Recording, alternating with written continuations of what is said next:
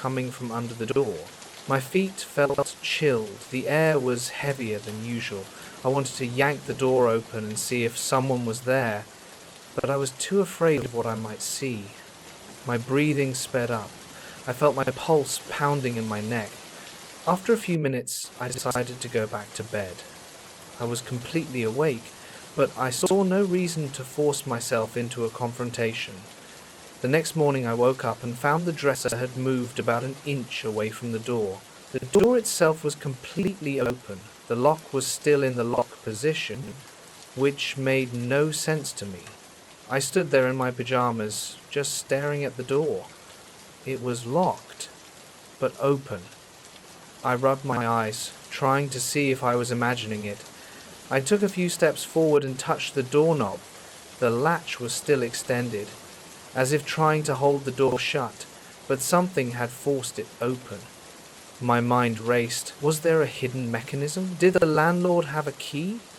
But how could they have pushed the dresser aside without making any noise? I tried to replay the night in my head. I hadn't heard anything that sounded like heavy movement. A cold sweat formed on my forehead. My mouth felt dry. I checked the hallway. It was empty. The dim overhead bulb flickered.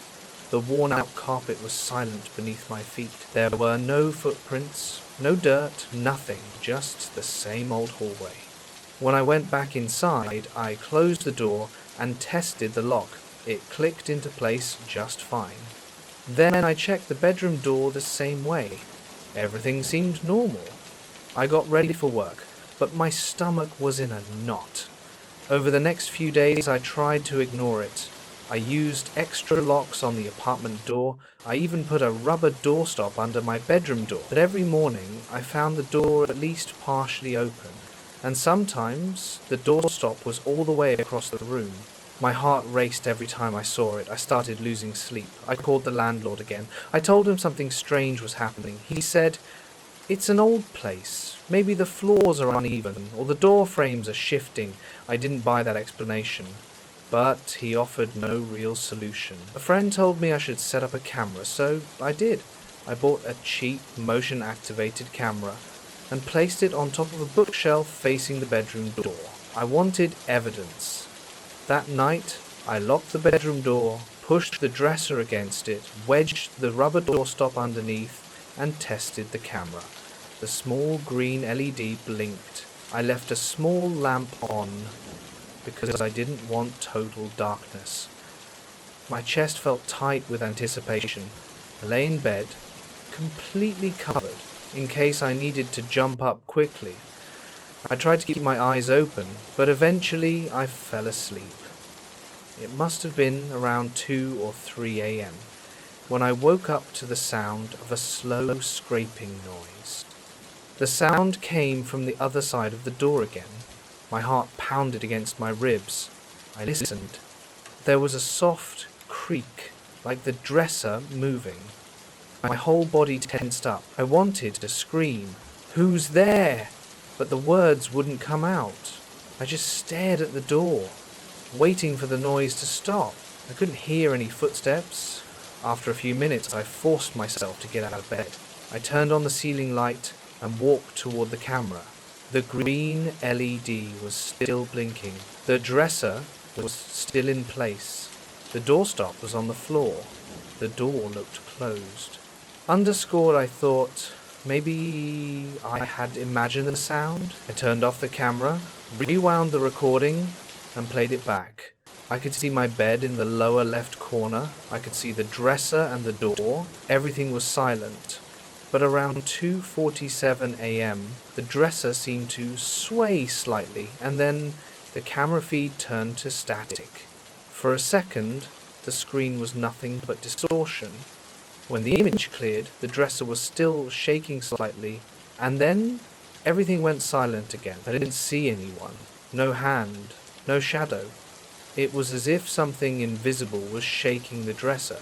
My hands started trembling. A tingling sensation spread across my scalp. I could feel the hairs on my neck standing up. Morning came. I was exhausted. I left the apartment and headed to work. But my mind was still stuck on that recording. The hallway felt colder than usual. As I stepped outside, a knot formed in my throat. I thought about calling the police, but I had no real evidence of a crime. There was no intruder, no forced entry, just strange scratches and a door that wouldn't stay closed. I decided to ask the neighbor across the hall if they had noticed anything strange. I knocked. A middle-aged man opened the door. He had a beard and wore a baseball cap.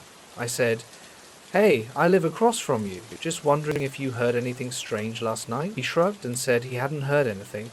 He said the walls were thick and he usually sleeps with a fan on. Then he mentioned something odd. Most people don't stay in your apartment very long. He said people come and go, always complaining about drafts and strange noises. I asked if he knew any details. He just shook his head and said he minds his own business. I thanked him and left. He didn't seem scared or bothered, but his comment about tenants not staying long stuck in my head. It felt like a clue, but I didn't know what it meant. That night, I got home before dark. I made dinner and tried to calm myself by watching some silly reality show, but as soon as night fell, I felt the tension creep into my shoulders. My back felt stiff. My stomach felt uneasy. The air in the apartment was still, but every time I walked past the hallway light switch, I felt a chill. It was like standing near an open window, but there was no draft. I touched the wall, and it was cold. I decided to test the hallway light. I turned it off, and a wave of cold air brushed against my arms. Goosebumps covered my skin.